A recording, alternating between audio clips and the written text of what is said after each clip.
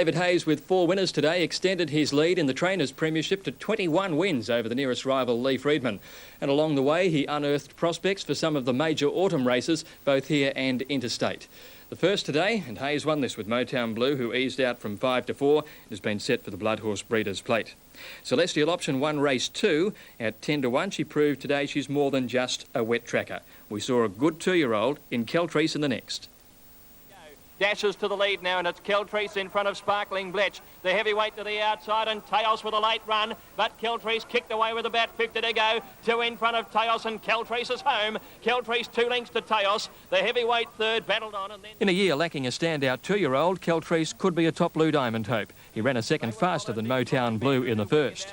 Race 4, Take Home Pay, led all the way today. He's now set for the VRC St Ledger and the South Australian Derby.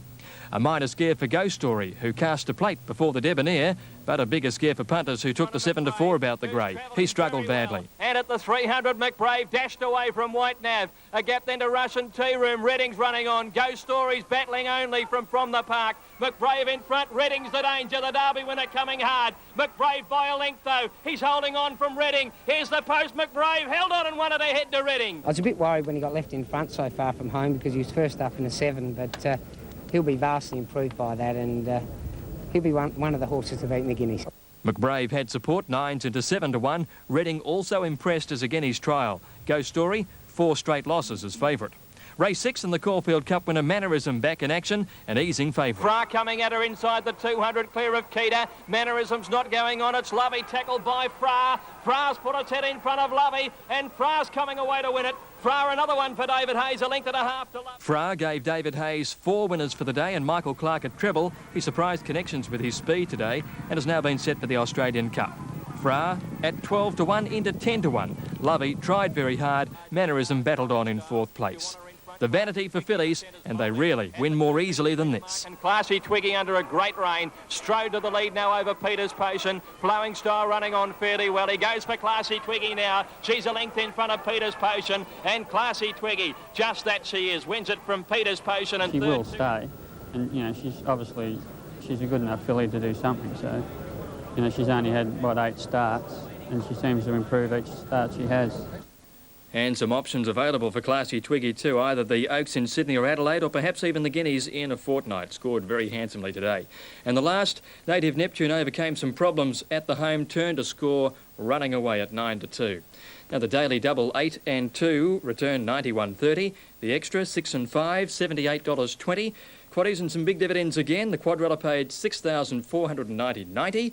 And the quad extra $5,275.30. Nobody managed the straight 6. And $43,000 into the pool for Monday at the Valley.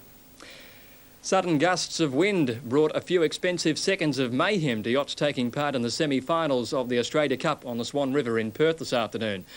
America's Cup yachtsman Peter Gilmore won the right to contest tomorrow's final despite a nasty mid-race collision which holed his boat. The first race started in a gentle breeze, then unexpected gusts of up to 25 knots claimed their first casualty. Defending Australia Cup champion Chris Law was forced to abandon the race after losing a Japanese crew member. Then in the second race of the semi-finals there was more drama to come. American Peter Eisler, having just finished a Spinnaker run, collided with Australia's Peter Gilmore. The race continued with Gilmore's crew bailing to stay afloat. Gilmore went on to win the race and to place in tomorrow's final. He lost his Spinnaker Hallion up the mast, and so we attacked and crossed to the starboard side of him, then got down alongside him, and he tried to go behind, and big old port and starboard collision. Accidents aren't common in racing at all because the rules are actually designed to keep the yachts apart.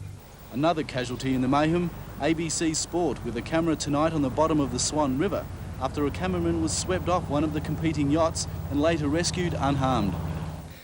The young Socceroos are on their way to the Middle East for a final warm-up tour before the World Youth Championships open in Sydney in March.